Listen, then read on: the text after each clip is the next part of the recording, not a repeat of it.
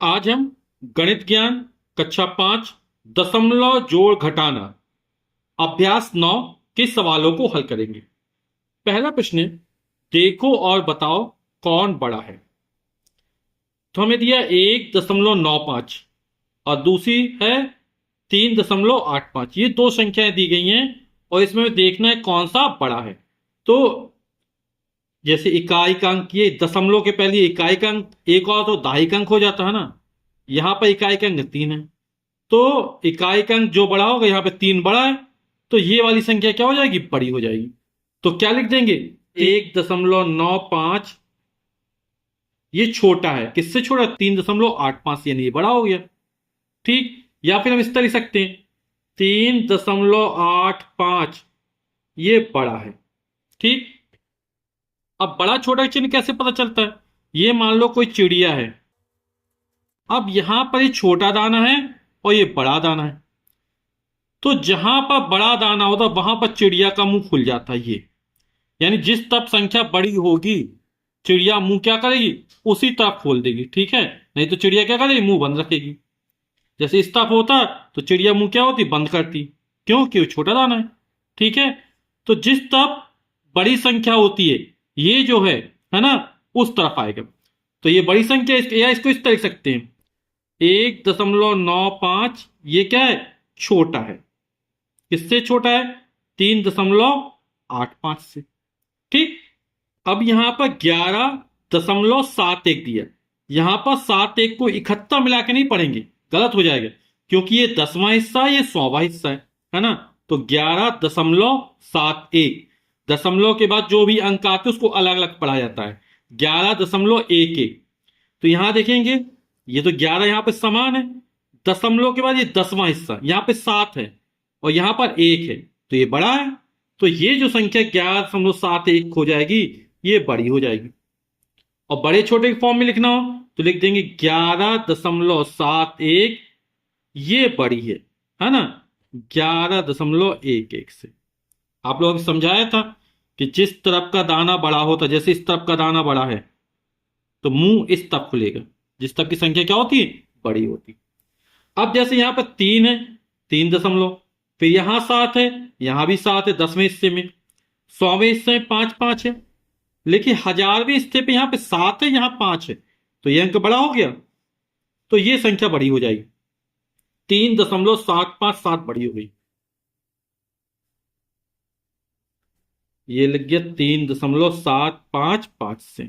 ठीक, अब यहां 41 है, यहां भी 41 है, दशमलव दशमलव, यहां 10वें हिस्से में 1 है, यहां भी 1 है, 100वें हिस्से में यहां 4 दिया, यहां कितना दिया, 5 दिया, तो ये बड़ी हो जाएगी।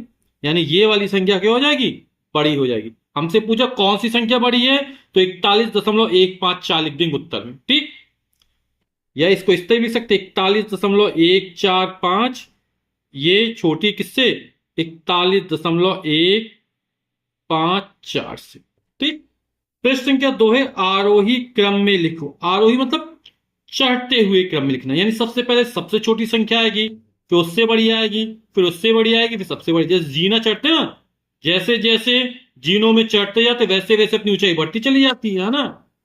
तो सबसे पहले सबसे छोटी संख्या छांटनी है।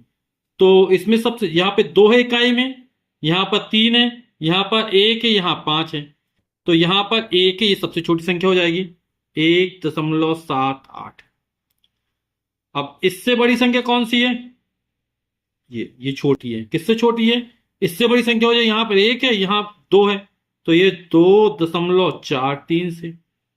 इससे बड़ी संख्या कौन सी है, ये 3.59 से। पहले हम दशमलव के पहले देखते हैं ना, इकाई दहाई सैकड़ा को देखते हैं। तो आप लोग जानते हैं एक छोटा होता है, किससे, 2 से छोटा होता है, 2 किससे छोटा होता है, 3 से छोटा होता है, 3 किससे छोटा होता है, 5 से छोटा होता है।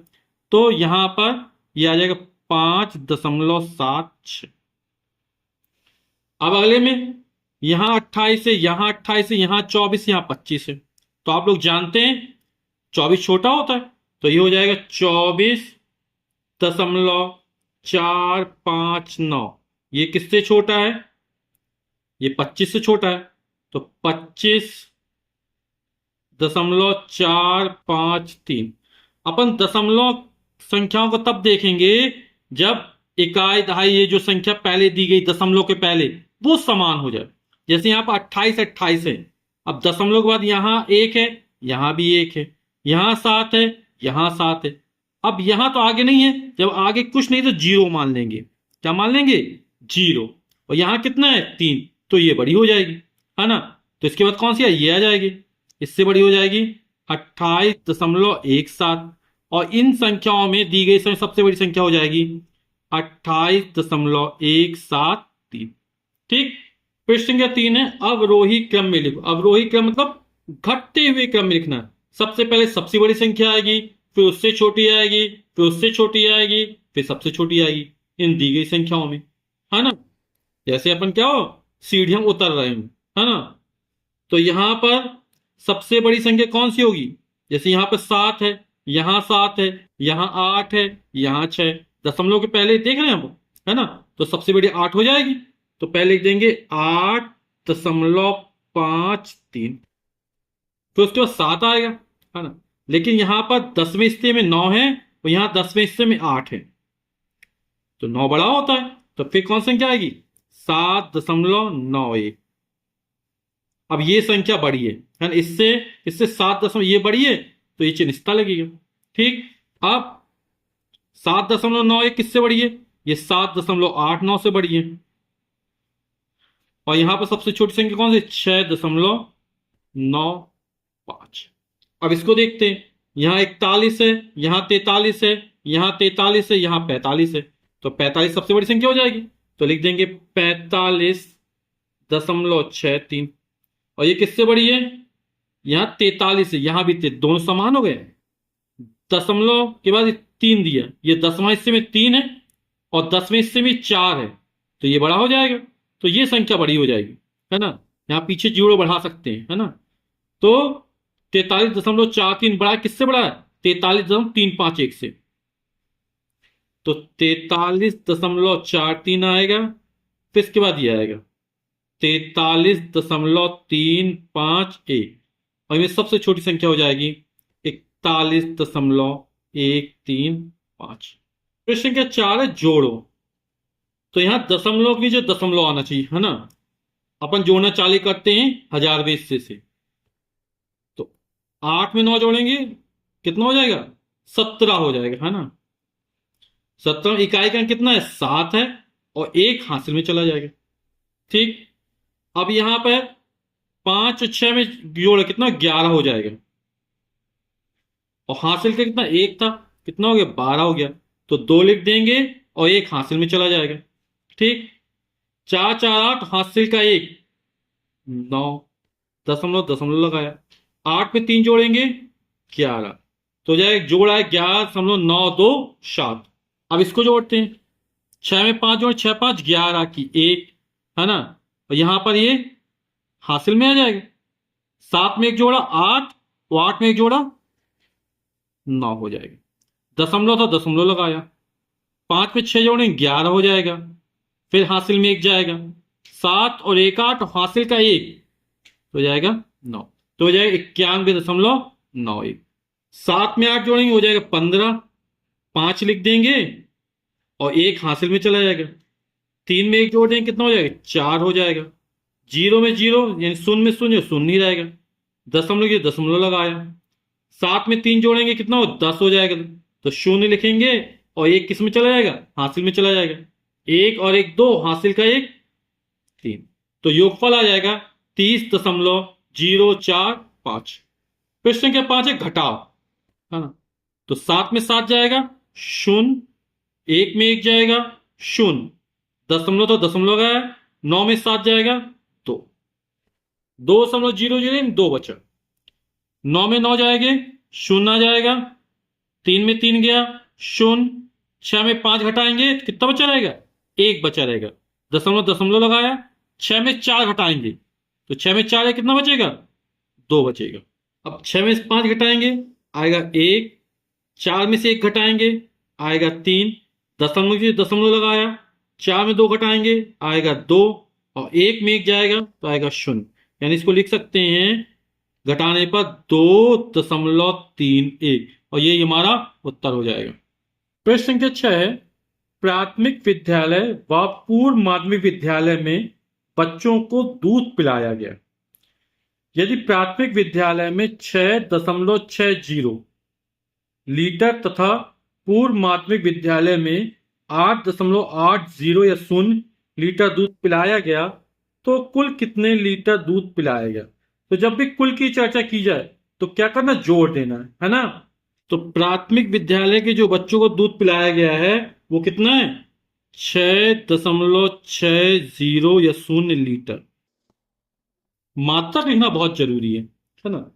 और पूर्व माध्यमिक विद्यालय के बच्चों को जो दूध पिलाया वो कितने लीटर है, वो है 8.80 लीटर। अब बच्चों को पिलाया गया कुल दूध कितना होगा, तो दोनों क्या कर देंगे, जोड़ देंगे तो हो जाएगा 6.60 और दशमलव के बीच दशमलव आना चाहिए, 8.80। जोड़ दो तो कुल दूध निकला है कितना पिलाया गया, 0। 6 में 8 जोड़ 14 की 4, हासिल 1 लगेगी। 8 में 6 जोड़ 14, हासिल का 1, 15। तो 15.40 लीटर ये बच्चों को पिलाया गया कुल दूध निकल आएगा। अभ्यास का अंतिम प्रश्न है, प्रश्न संख्या 7। रमेश के घर से रामपुर बाजार 12.5 किलोमीटर दूर है। उसी रास्ते में दीपक का भी घर है जो रमेश के घर से 7.25 किलोमीटर पर है। दीपक के घर से रामपुर बाजार की दूरी कितनी है। जैसे ये रमेश का घर है, ठीक समझिएगा आप, और ये रामपुर बाजार। तो रमेश के घर से रामपुर बाजार की जो दूरी दी गई है, यानी यहां से यहां तक की जो कुल दूरी है वो हमको दे रहा है 12.5 किलोमीटर। तो रमेश के घर से रामपुर बाजार ये 12.5 किलोमीटर दूर हो गया। फिर आगे कहता उसी रास्ते में, इसी रास्ते में दीपक का भी घर है। तो दीपक का घर मान लो यहां पर इसी रास्ते में, ये किसका घर हो गया, दीपक का घर हो गया। बोल रहा है जो रमेश के घर से जो दीपक का घर है उसकी दूरी 7.25 किलोमीटर दे रहा है, ठीक है। फिर कह रहा है दीपक के घर से यहां से रामपुर बाजार की दूरी कितनी है, ये हमको ज्ञात करना है। ये पूरी कुल दूरी 12.5 किलोमीटर है। अब जैसे आप चलना चालू करें, है ना, तो जब इस तरफ चलेंगे दूरी कम होती चली जाएगी। अब यहां से तो कम दूरी में बचेगा रामपुर बाजार, है ना। तो ये क्या, ये दूरी कितनी हो जाएगी, इस पूरी दूरी में से यदि ये वाली दूरी घटा दी जाए, यहां से ये वाली दूरी, तो ये बची दूरी निकल आएगी हमारी। तो दीपक के घर से रामपुर बाजार की दूरी कितनी हो जाएगी, 12.5 किलोमीटर में 7.25 को क्या कर देंगे, घटा देंगे।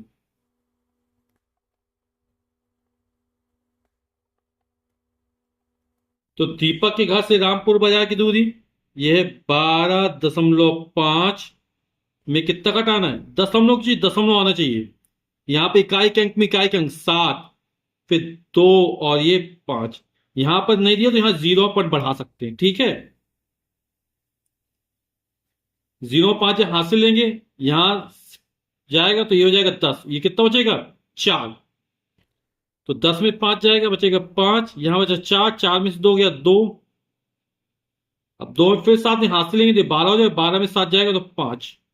यानी दीपक के घर से रामपुर बाजार की जो दूरी है वो 5.25 किलोमीटर है, और यही हमारा उत्तर हो जाएगा।